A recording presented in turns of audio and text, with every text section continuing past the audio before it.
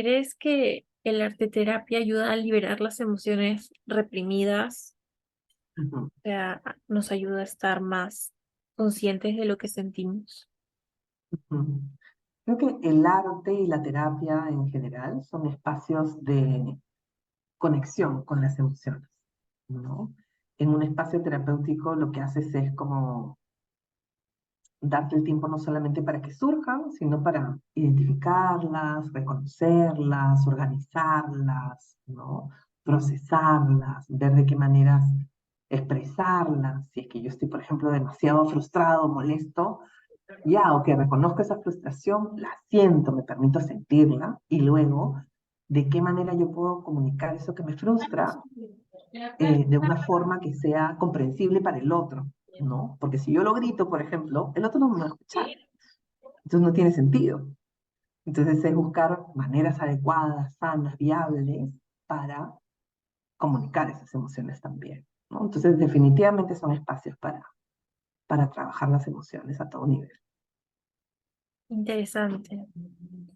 Y bueno, yo sé, yo personalmente sé que eres clown y que eso sirve mucho para, o sea, poder controlar o tener un poco de correa cuando hay ciertos comentarios, ¿no? Entonces, ¿tú crees que debemos considerar aprender a reírnos de nosotros mismos? Es, eso nos ayudaría a aceptar mejor las críticas o a veces situaciones en las que nos sentimos vulnerables. Sí, yo creo que el clown no solamente es como reírme de mí mismo o reírme de lo que me pasa, sino aceptarme a mí mismo y aceptar lo que me pasa y la condición en la que estoy. Entonces, desde esa aceptación lo puedo tomar con humor y me puedo reír. Pero no es solamente me río y ya está, sino lo acepto y al aceptarlo, decir, ok, ya, yo soy así, así soy, media extraña, media distinta, media esto, media el otro, así soy y así está bien. Entonces, esa aceptación hace que lo que sea que tú puedas decir de mí no me pese, porque yo tengo más claro quién soy, cómo soy y ya no, digamos que lo que yo siento de mí misma no está, no depende de lo que tú vayas a decir o no vayas a decir, depende de lo que yo sé de mí. Entonces, sí, definitivamente me ayuda en todos los contextos, porque afuera me encuentro con diferentes personas que tienen diferentes opiniones sobre mí y ya no me van a impactar tanto porque yo tengo una realidad, una claridad de lo que sé de mí mismo, ¿no?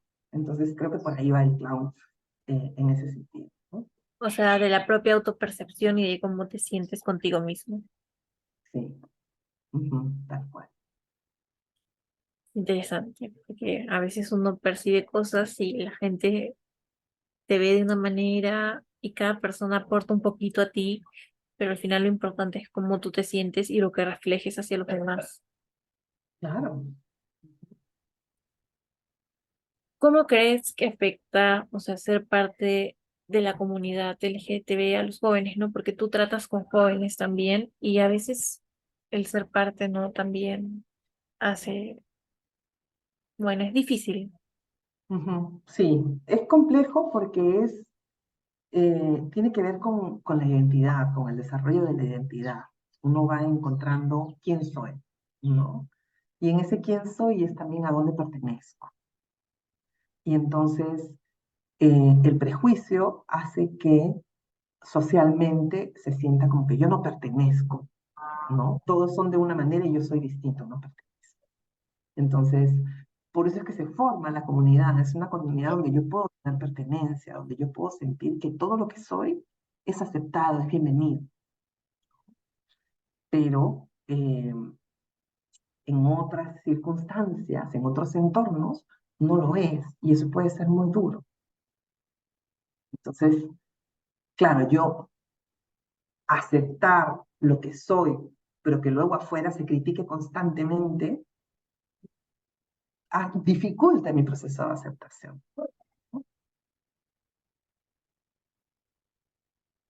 Yo lo veo así, ¿no?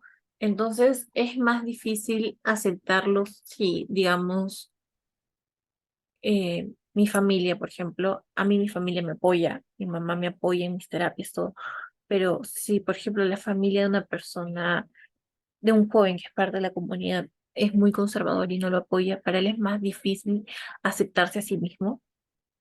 Definitivamente, porque uno espera que la familia, que es el espacio seguro, nuclear, en donde yo empiezo a descubrir quién soy y a manifestar quién soy, sea un lugar que reciba bien lo que soy, lo que traigo, sea lo que sea, porque hay familias que, por ejemplo, salvando las grandes distancias, ¿no? Pero dicen, artista ni hablar, ¿no? O no seas tan emocional, ¿no? O si tienes un proceso de salud mental complejo, hay familias que no lo aceptan tampoco. Entonces, hay muchas, digamos, muchas razones por las cuales la familia puede ser un entorno que no acepta. Y en este caso particular, de la comunidad LGTBIQ más, eh, hay mucho prejuicio alrededor. O sea, nos hemos formado con muchas ideas preconcebidas de lo que es adecuado, lo que no es adecuado, lo que está bien, lo que está mal, lo que funciona, lo que no funciona.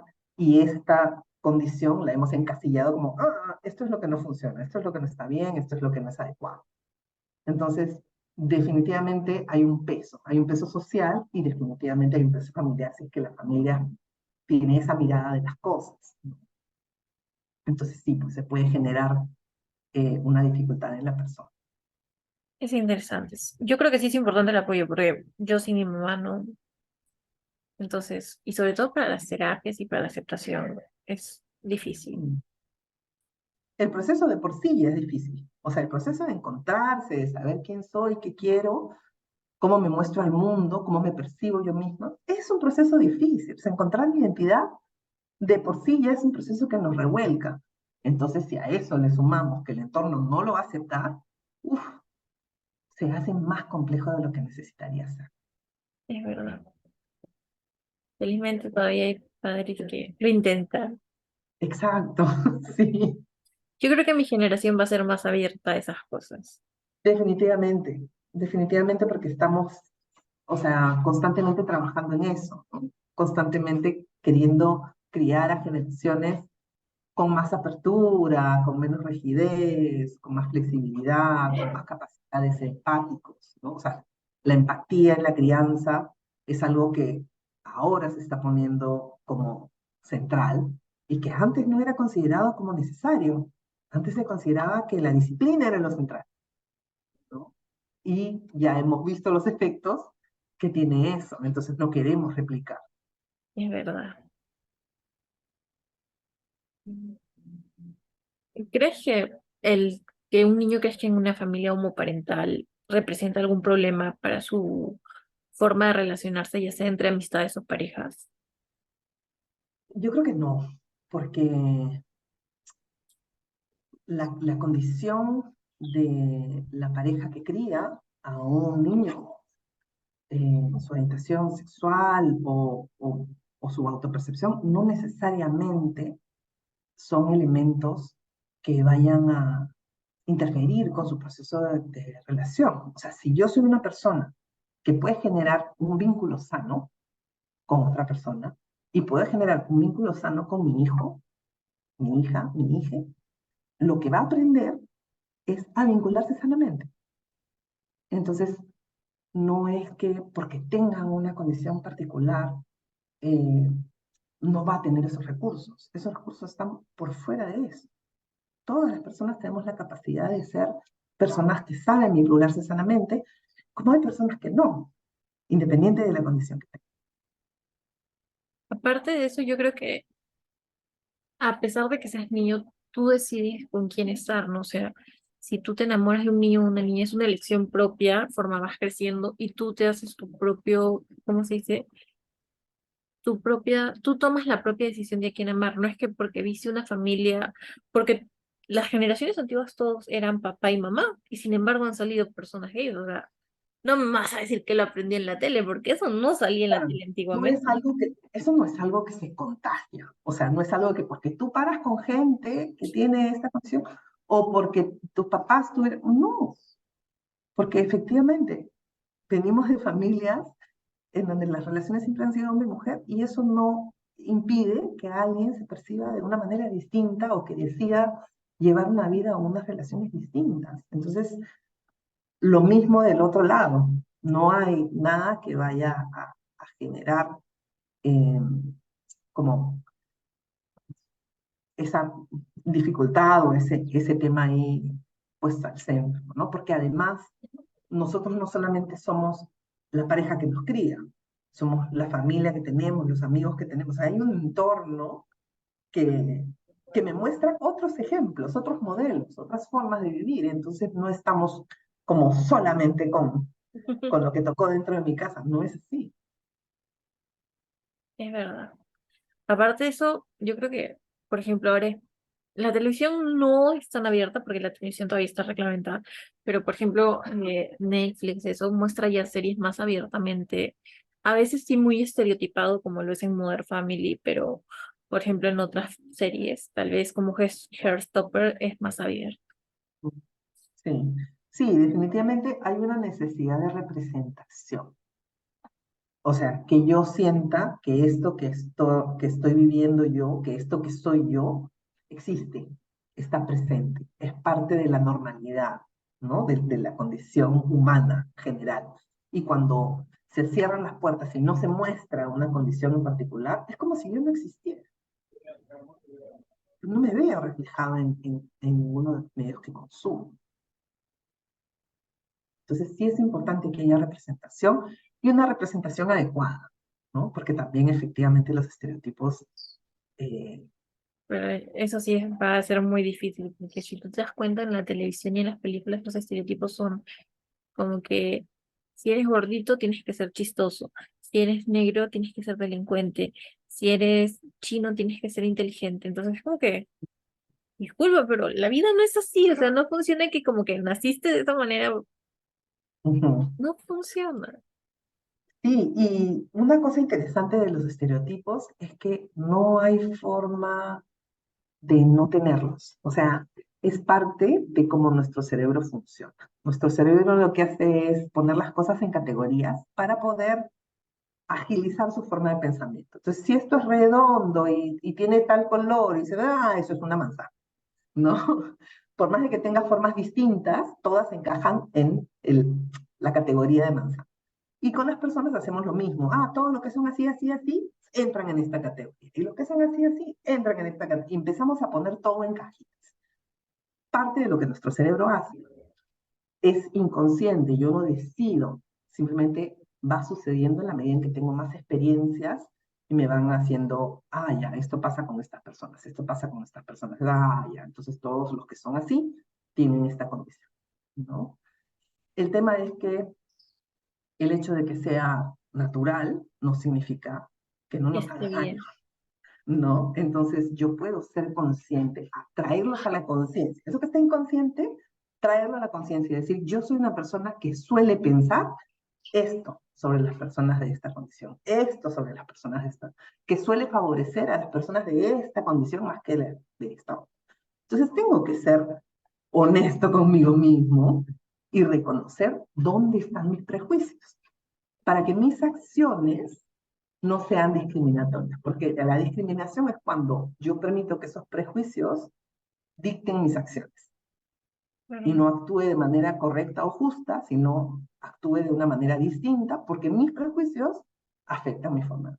ahora no hay que dejar a veces que el prejuicio a veces nos salga de ciertas pequeñas cosas, ¿no? Por ejemplo, eh, alguien te parece sospechoso, te iban a robar. Esos pequeños detalles, así Ujú. sean prejuicios y estén mal, siempre hay que tener Por en eso cuenta. funcionan. O sea, si siguen siendo parte de nosotros es porque funcionan, nos ayudan a pensar, digamos, más rápidamente sobre las cosas. El tema está en que cuando hay decisiones importantes que tomar, necesitamos revisar, ok, mis prejuicios están afectando, por ejemplo, si yo soy una persona que contrata personal en una empresa, o soy una persona que tiene un rol eh, de dirección, tengo que decir quién trabaja con quién asciende, quién no asciende, etcétera, etcétera. Mis prejuicios sí pueden afectar gravemente a la otra persona.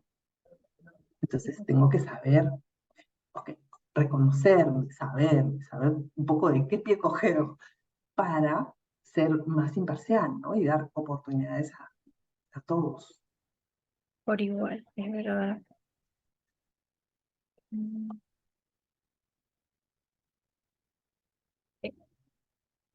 Cuando algún paciente o alguna persona no sabe abordar el tema de su sexualidad, no solo con sus padres, sino consigo mismo, ¿no? Porque a veces el saber tú mismo para poder hablarlo con alguien más es muy difícil. Eh, ¿Qué recomendaciones les darías? Porque esa exploración de verdad que es ¿A esa persona o a los padres? a los dos, porque también, Mm, bueno, ahora las personas son más abiertas, pero igual todavía no quieren que se enseñe de educación sexual en las escuelas, o a veces a los padres les cuesta hablar de esto y por eso todavía hay muchos embarazos adolescentes. sí. O sea, muchas de las conductas de riesgo en cuanto a sexualidad tienen que ver con una falta de conocimiento. Yo creo que lo más importante es tener conocimiento, es investigar, es revisar, es saber un poco más de qué se tratan las cosas, ¿no? Y no solamente un conocimiento biológico de estas son las partes y funcionan de esta manera, sino un conocimiento también emocional, ¿no? De saber qué significa yo tener una relación sexual con otra persona, por ejemplo. De qué manera emocionalmente me va a afectar tener una relación. O sea, cómo es que mi vulnerabilidad se abre y se muestra y se presenta. Y cómo eso tiene un efecto en mí. Y cómo tengo que elegir adecuadamente para que eso no se dañe. ¿No? ¿Qué cosa es el consentimiento? ¿En qué momentos necesito entregarlo o pedirlo? ¿Cómo me doy cuenta que la otra persona realmente está consintiendo lo que estamos haciendo? ¿Cómo es que eso tiene que ser una prioridad? Antes de mi deseo, mi gusto, es lo que la otra persona consiente. Entonces, todas esas conversaciones no las vas a poder tener si es que tú no estás dispuesto a hablar de sexualidad. Entonces, te cierras una puerta bien grande y una puerta que nos puede ayudar a atravesar las experiencias, porque somos seres sexuales. Vamos a atravesar esas experiencias de una u otra manera. Entonces, ¿prefieres que la persona que quieres atraviese eso a ciegas o prefieres que lo atraviese conociéndose, conociendo lo que desea, conociendo lo que es consentimiento, conociendo a qué se está exponiendo, etcétera, etcétera? Son dos formas completamente distintas de entrar a lo mismo, pero de que vamos a entrar, vamos a entrar. Cada caso es diferente. Y yo creo que es más difícil cuando tu sexualidad es de parte de la comunidad, porque no solo tienes que descubrirte tú mismo, sino que tienes que explicarle a tus padres que lo que sientes es diferente a lo normativo y a lo que ellos Ujú, están acostumbrados, ¿no? Y ver si ujú. ellos te aceptan. Sí, definitivamente todo lo que es distinto a la norma es más complejo, ¿no? Porque exige un paso más, ¿no? O unos pasos más que justamente por no apegarse a la norma, es que uno tiende a pensar, mejor no lo digo, no lo nombro, mejor no, me estoy confundiendo, esto no es, etcétera, etcétera. Entonces, eh, sí, pues hay que hacer como ese puente, ¿no? Esa salida, ese espacio en donde se pueda comunicar. Y a los padres lo que nos toca es abrir espacios de diálogo tan honestos y respetuosos como sea posible, para que esta persona tenga la confianza de venir y comunicar. Bueno, yo creo que aparte del diálogo es saber que si tú no les cuentas lo que está sucediendo, o sea, lo que va a pasar con su cuerpo, porque antiguamente, por ejemplo, no se hablaba mucho del periodo, ¿no? Y te agarraba por sorpresa. Yo creo que es algo traumático, o sea, de repente baja sangre y me estoy muriendo. O sea, yo sí me Sí. asusté porque, o sea, sí había escuchado, pero no sabía como que me iba a venir.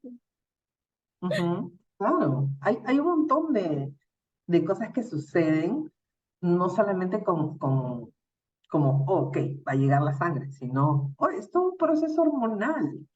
Va a haber un dolor físico, va a haber una transformación emocional, va a haber una confusión de emociones, va a haber todo un deseo de hacer cierto tipo de cosas y luego un deseo de no hacer absolutamente nada. O sea, los ciclos tienen un efecto, ¿no? En la emoción de las personas. Entonces, todo eso no se nombra, ¿no? Está como, ah, ya, no importa, viene la regla, te pones una toalla y ya está. Y no es solamente eso, es una cosa mucho más profunda, ¿no? Entonces sí, Ay, hay que animarnos a hablar y que las personas estén como preparadas, ¿no? Para lo que viene hacia adelante. es verdad, hay mucho que avanzar en eso. Ujú.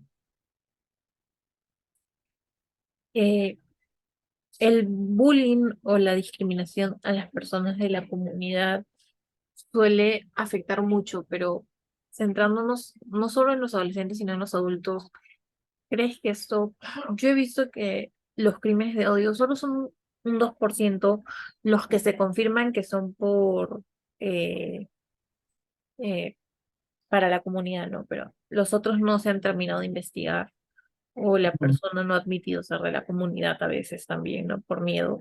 ¿Tú crees que eso también es incitado por las cosas que suceden, o sea, por los estereotipos y los satanizados que está el estilo de vida debido a la religión y al conservacionismo que tenemos en el país? Sí, definitivamente. O sea, son acciones extremas de la misma línea. O sea, es como el mismo color, pero más fuerte, ¿no? Puede ser un azul clarito como puede ser un azul muy oscuro, pero es el mismo azul.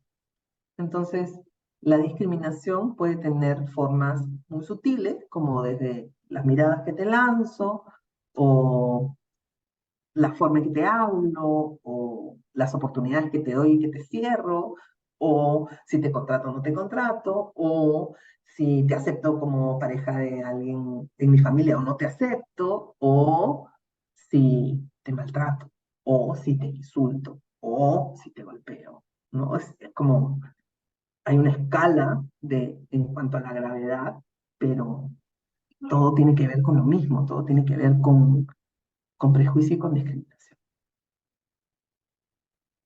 Y bueno, en este caso yo siento que tú crees que para esto la comunidad LGBT así está más expuesta a este tipo de discriminación. No sé, por lo menos acá en Perú, contando el contexto, ¿no? Sí, somos una comunidad sumamente cerrada en ese tema específico, ¿no? O sea, somos cerrados en el tema de sexualidad y por lo tanto es uno de los tabúes, es una de las cosas en las que mm, no hay mucha comunicación, no hay mucha información, no hay mucha apertura. Eh, y hay esta mirada de, nuevamente, ¿no? De que es algo dañino y por lo tanto hay que atacarlo y por lo tanto hay que cerrarle todas las puertas y por lo tanto hay que hacer leyes para que no haya opciones. Entonces, sí, pues es como jugar en contra, ¿no? Hacer acciones concretas para reducir los derechos a las oportunidades a una comunidad de personas. Como si fueran los enemigos. Ujú. ¿Cuáles crees que son los principales motivos por los que una persona eh, homosexual se reprime o se oculta, ¿no? Actualmente cuando, bueno, por lo menos mi generación los acepta abiertamente. Sí. Creo que siento que el miedo es un factor determinante, ¿no? Em, si yo sé que lo que yo traigo, ¿no? Cuando abro lo que soy, es algo que va a ser criticado, es algo que va a ser ridiculizado, es algo que va a ser tomado a mal, es algo que hay gente que va a rechazar, es algo que me expone a un cierto tipo de violencia, lógicamente me va a costar abrir y mostrar eso que traigo. Entonces, em, sí, Creo que desde la falta de modelos uno puede decir, oye, todavía me cuesta un poco reconocerme, ¿no? Reconocer quién soy y finalmente como aceptar o mirar mi identidad. Pero luego de eso, el miedo es este gran factor de, ok, ya, una vez que yo me reconozco, me voy a mostrar y me voy a exponer a todo eso que viene cuando yo me muestro. O no, voy a tratar de mantenerlo lo más privado posible para que no sentir esos efectos, ¿no? Afuera. No correr ningún riesgo, como dirían. Mm.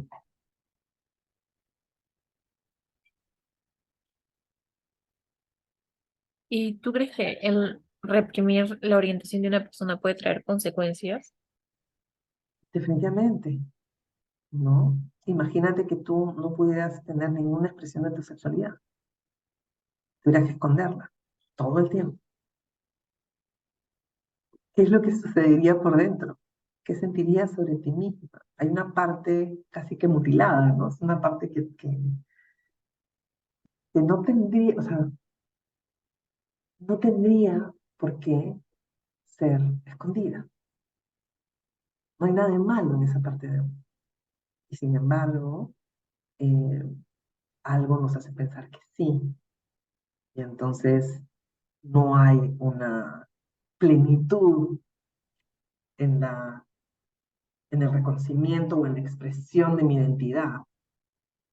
No puede haberla si es que yo tengo parte de mi identidad escondida en mi rincón. Y eso nos hace daño. ¿Les hará daño? O sea, yo sé que será un daño emocional, pero si ese daño emocional crece mucho, ¿tú crees que pueda llegar a volverse daño físico o psicológico con graves atenuantes?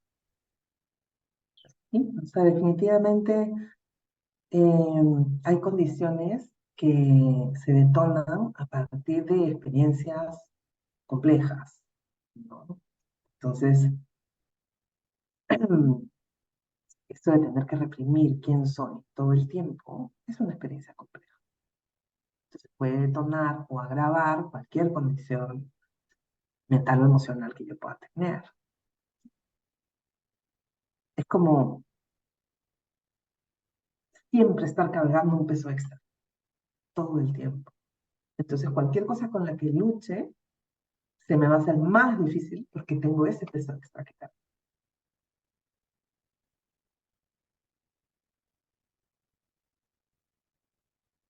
No sé si puede ser, pero yo no he tenido la oportunidad porque acá no hay muchos estudios para ver en Perú, por lo menos de la comunidad, pero sé que, por ejemplo, en muchos colegios, sobre todo religiosos, a las personas de la comunidad que son jóvenes, se les trata diferente, ¿no? Se les excluye un poco socialmente y eso afecta emocionalmente. No he llegado a ver casos de suicidio, pero sí sé que en algunos otros lugares sí se han llegado a suicidar.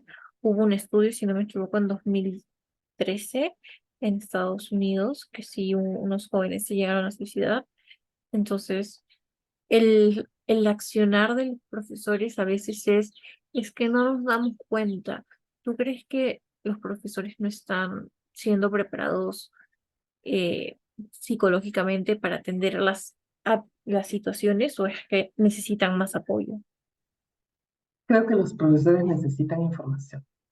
Creo que todos tenemos nuestros propios prejuicios. Entonces, uno va como docente a hacer lo mejor que puede, pero con la mochila que carga también, o sea, carga todos sus prejuicios también. Entonces, hay cosas que se le van a pasar y que no necesariamente vas a ver mirar.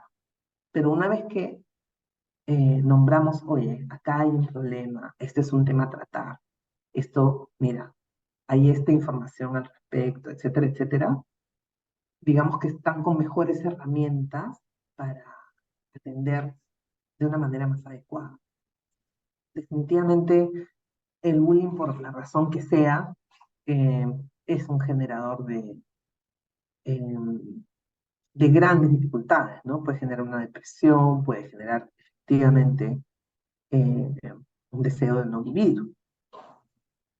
Y si no hay un sostén, un acompañamiento, sí hay personas que se quitan la vida.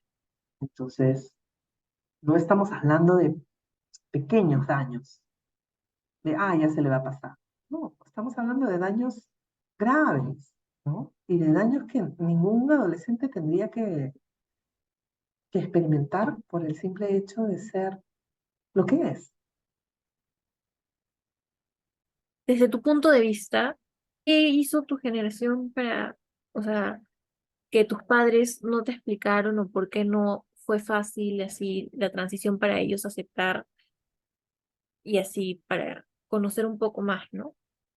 A ver, Sí, sería interesante. en general, creo que todo tipo de discriminación surge del desconocimiento, del no haber estado más sana de los diferentes grupos humanos, ¿no? Sean las mujeres, sean las personas racializadas, sean las personas de la comunidad, es como se hace como una distancia, ¿no? Y lo que ha pasado en generaciones anteriores es que no se daba importancia o prioridad a la información. La crianza era vertical, era yo te enseño lo que yo decido que debes aprender. Eh, y yo soy la autoridad y tengo el control sobre lo que sucede y por lo tanto a ti lo que te toca es obedecer, ¿no? Que era lo mejor que podías esperar de un hijo es que fuera obediente, ¿no? Eh, entonces,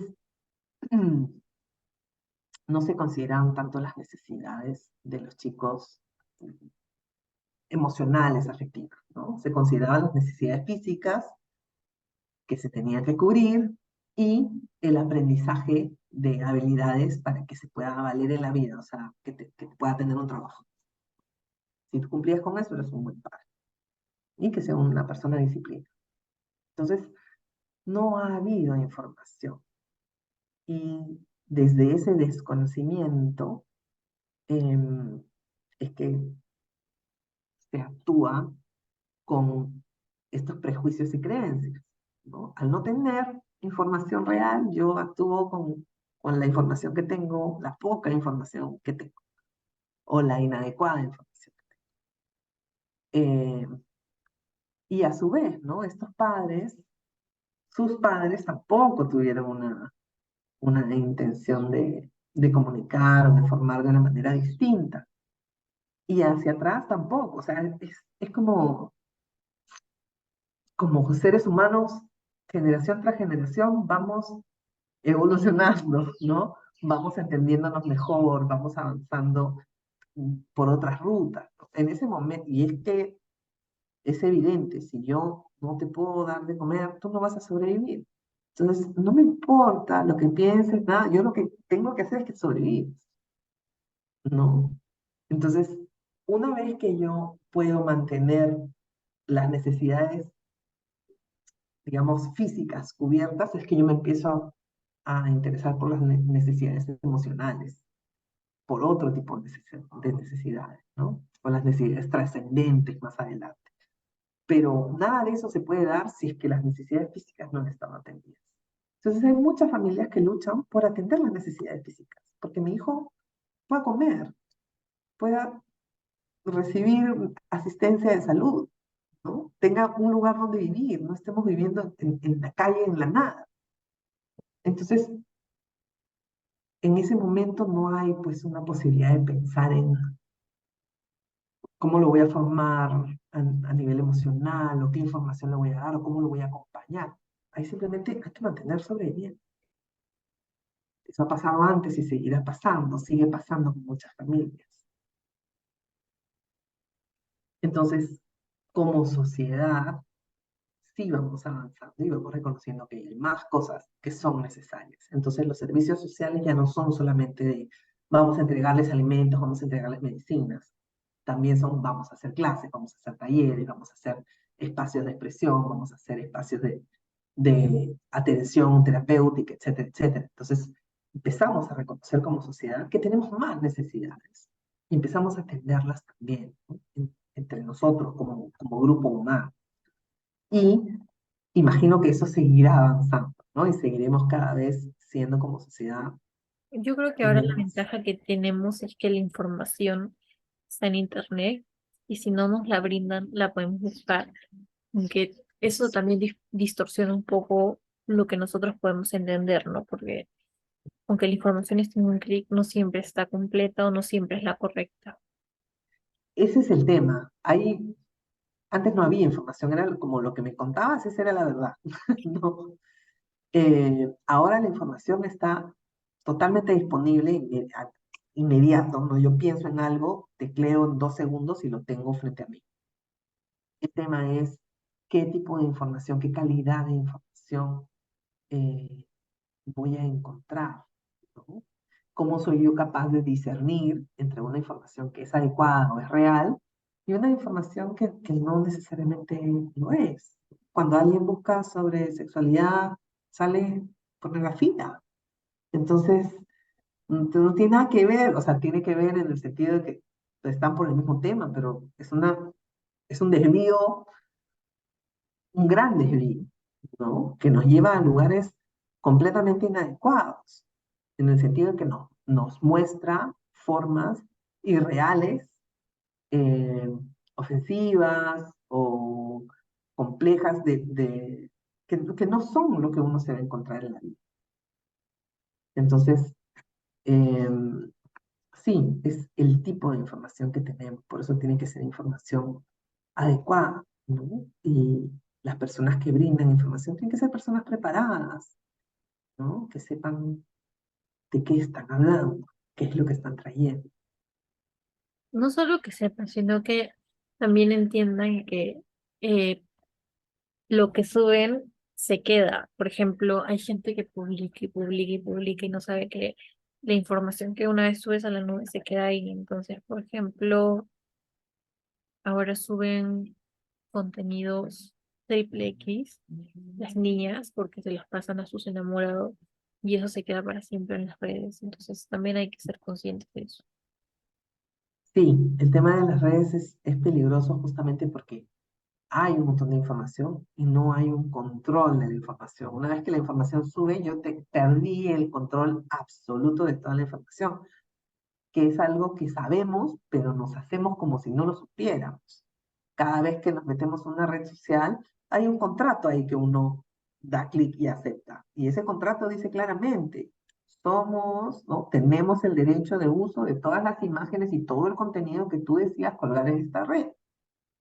Y uno dice, tic, aceptar, ¿no? Y automáticamente entregas licencia de información eh, sin medir las consecuencias. Y adicionalmente están las personas que se aprovechan y utilizan información que no les corresponde y las publican eh, en el sentido de que si yo entrego una foto personal a alguien, esa persona no tiene derecho a compartir esa foto personal y lo hace. Entonces ahí estamos hablando de que esa persona, alguien tuvo que hablarle en algún momento sobre consentimiento, alguien tuvo que hablarle sobre respeto, alguien tuvo que hablarle sobre la intimidad, o sea, esas cosas que esta persona no está teniendo. Mm, que es complicado porque a veces son los adultos que sí saben qué es, pues te engañan a los jóvenes que tal vez no están preparados, pero tampoco es que sean ingenuos, sino que se arriesgan. Hay una verdad que es que un adolescente, físicamente, el cerebro no ha desarrollado lo suficiente como para tomar las decisiones que toma un adulto. Entonces, por más de que el adolescente sepa lo que le estás diciendo, no está en condiciones de igualdad con el adulto. El adulto va a ser más capaz de convencer. Entonces, hay un aprovechamiento y es importante que el adolescente sepa que por más de que sí, yo accedí, sigue siendo una situación de abuso, porque es un adolescente. Es como si yo, ahorita, tú trataras de convencer de algo a, a un niño de 5 años. Manipulación, Puedes ok. decirle, puedes decirle un montón de cosas y seguramente el chico te va a entregar sus caramelos, va a decir, sí, sí, ella me dijo que los iba a cuidar, ¿no? Entonces tú puedes decir, yo no hice nada ilegal, yo solamente le hablé y él aceptó, ya, pero no están en igualdad de condiciones como para que él pueda haber, eh, no hay una justicia ahí, ¿no? Tú estás por acá, él está por acá, entonces definitivamente ahí ha habido un abuso, ¿no? Lo mismo, el adulto está por acá, el adolescente está por acá, sí, pero el adolescente consintió, no, no, no, no están en igualdad de condiciones. Eso sigue siendo abuso. Eso es verdad. Y bueno, la última pregunta sería, ¿qué consejos darías a los jóvenes o personas en general que se sienten juzgados por su orientación sexual? Eh, Creo que es bueno eh, el acercarnos a la comunidad. Hay personas que ya han atravesado estas dificultades y es un lugar en donde yo puedo sentir que pertenezco y esa pertenencia también me hace bien. Además, es un lugar que tiene información más adecuada. No me van a decir cualquier cosa. Me van a traer información un poco más seria, más correcta, más concreta. Hay organizaciones que acompañan a las personas que están como en esta duda e indefinición, simplemente a brindarles información para que puedan tomar la decisión que decían tomar, ¿no? Justamente porque se dan cuenta que eso es lo que necesitan. Entonces, eh, apoyarnos en las personas de confianza, sean las personas que tú reconoces que son, ¿no? A veces no necesariamente mi papá va a ser la persona de más confianza, pero esta amiga o la mamá de esta amiga que me escucha, con la que puedo tener conversaciones adecuadas, interesantes, puede ser una persona de confianza en donde yo me puedo apoyar. De repente hay un profesor, de repente hay una terapeuta, de repente hay, o sea, empezar a buscar cuáles son las personas de confianza en las cuales yo puedo apoyarme para seguir avanzando en mi camino de descubrimiento personal. Tener una red de apoyo. Buena red de apoyo, siempre ayuda. Muchas gracias, Mariana. Al contrario, gracias a ti. Ha sido bonito conversar.